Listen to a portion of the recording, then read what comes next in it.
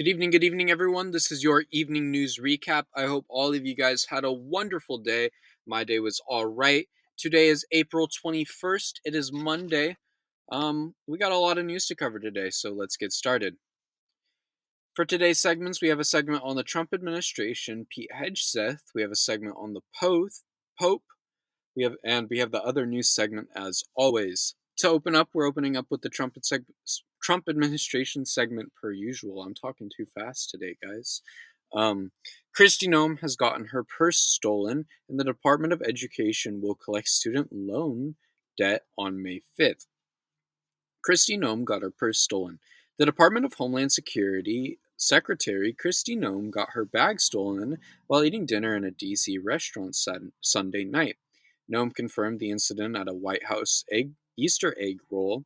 In the bag was Noem's driver's license, medication, apartment keys, passport, DHS badge, makeup bag, blank checks, and about $3K cash. A DHS spokesperson said on the topic, her entire family was in town, including her children and grandchildren.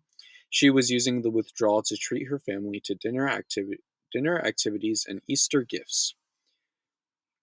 Sometimes you get robbed. It happens. She's a rich woman. If she can carry that much money around carelessly, I'm sure she'll be fine. The Department of Education to collect student loan debt on May 5th. The Education Department will begin collecting debt next month on student loans that are in default, including the garnish of wages potentially for millions of borrowers. Officials said Monday currently roughly 5.3 million borrowers are in default on their federal student loans. This marks the end of a period of leniency that began during COVID. Starting May 5th, the department will begin involuntary collection through the Treasury Department's offset program, which withholds payments from the government, including tax refunds, federal salaries, and other benefits like people with past due debts to the government. College education in this country should be free. Nobody should have to go into debt to learn, and the fact that people do is crazy. Having a high schooler sign a contract to put them into $100,000 into debt just to learn is insane, not to mention the fact that most countries have it for free or very cheap. In the greatest country in the world, you shouldn't have to pay to learn, and nobody should question that, because why should you have to pay insane amounts of money just to learn about something? Especially when you could just look it up on Google. I mean, why does a degree make me more, educated on a topic than somebody who watched a bunch of YouTube videos? Moving on to a section on Pete Hegseth. Pete Hegseth shared war plans in a signal chat with his wife and brother, and Republicans have called for Pete Hegseth to be fired. For the war plan one, Defense Secretary Pete Hegseth shared detailed plans about military operations against the Houthis in Yemen in a Segment Signal group chat. This one was on his personal phone, including his wife, lawyer, and brother. This came out after many advisors who were sounding the alarm on Hegseth's judgment had been fired last week. John Ulliott, one of the fired advisors, said, "It has been a month of total chaos from the Pentagon, from leaks of sensitive operation plans to mass firings, the dysfunction now a major distraction for the president, who deserves better from his senior leadership." When Trump was asked about it, he said, "There's no dysfunction at all. Ask the Houthis how much dysfunction they have." This administration continues to put our national security at risk, and it's not okay. Pete Hegseth should have been fired a long time ago, along with Mike Waltz. This is what happens when you put yes men on the job, nothing works, and it all goes to shit. Republicans have called for Pete Hegseth to be fired. Illinois Republican Representative Don Bacon suggested Trump should fire Pete Hegseth because of the chaos at the Pentagon. Bacon said, "I had my concerns from the get-go. Pete Hegseth didn't have a lot of experience." He later said, "I'm not in the White House. I'm not going to tell the White House how to manage this, but I find it unacceptable, and I wouldn't tolerate this if I was in charge." He needs to be fired ASAP. I like when Republicans come out and talk about, the issues with the Trump administration, because it does tend to hold some volume with MAGA and, gets them to turn their heads to some degree, although maybe not all the way. But some recognition is better than none. It's always good to um, hear the other side speak out against the Trump administration and their failures. Moving on, the Pope Francis has died. Pope Francis is the world's the world's first Latin American pontiff. Sorry, he died Monday at age 88. He charmed people with his humble style and concerns for the poor and critiques on capitalism and climate change. Cardinal Kevin Farley said from the chapel of Domus Santa Maria, where the Pope lived, at 7:35 this morning, the Bishop of Rome, Francis, returned to the home of the Father.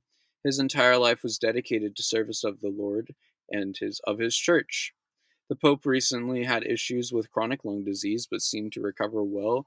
Of course, he met with Vice President J.D. Vance yesterday in a rare appearance since his hospital release.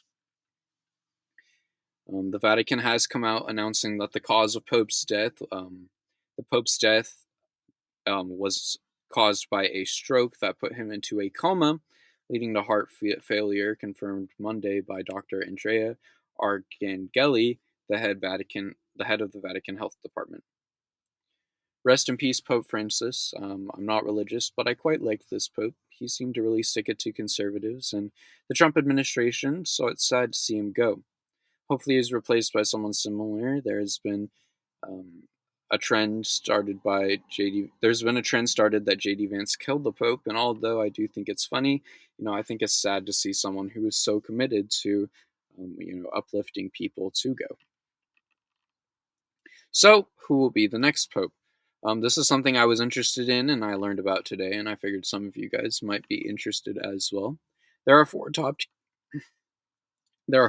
contenders for who will be the next Pope. Cardinal Matteo Zuppi of Italy, Cardinal Pietro Parlone of Italy, Cardinal Peter Erdo of Hungary, and Cardinal Luis Antonio Golgem Tagle of the Philippines. There are other contenders, but these four seem to be the main ones. Top-ranked cardinals will vote by secret ballots until a candidate wins 2/3 majority. Not much is known about the process for selecting the Pope, but after the conclave begins, ballots will be based and results will be burned on a stove, the color resulting in an answer. If the new Pope is elected, smoke will be white, and if another vote is need to be done, the smoke will be black. Moving on to the other news segment, we have three things to cover today. House Dems go to El Salvador, stock slides again, and Harvard is suing Trump. House Dems are going to El Salvador. 4 U.S. House Democrats have arrived in El Salvador to push for the release of Kilmar Abrego Garcia as part of a mission to challenge the Trump administration's refusal to comply with the Supreme Court's order.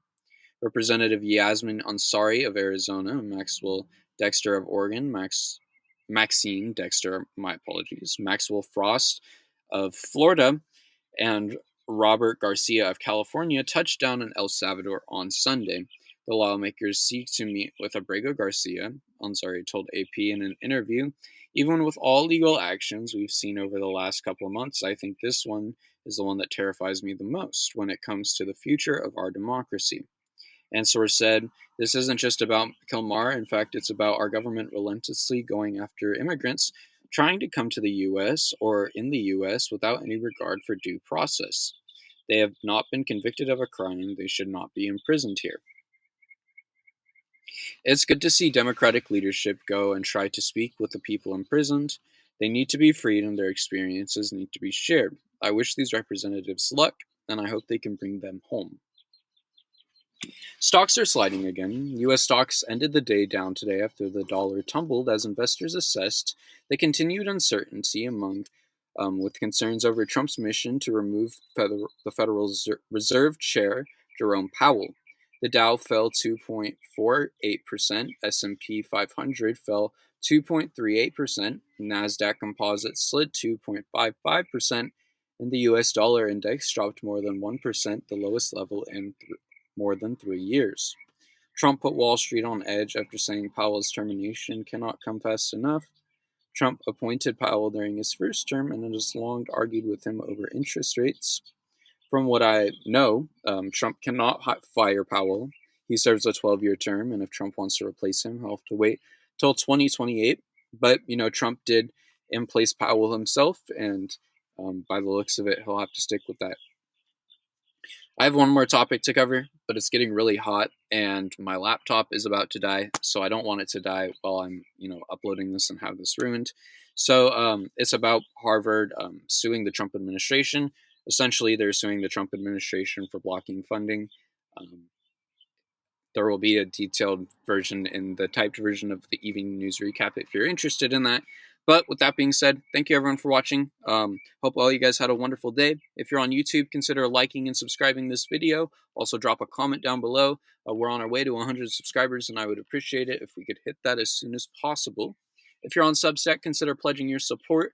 All funds go to me, and they will help me pay for the things I need to in college. If not, subscribing on Substack is always free. I will never charge for news content. With that being said, thank you everyone for watching. I'll see you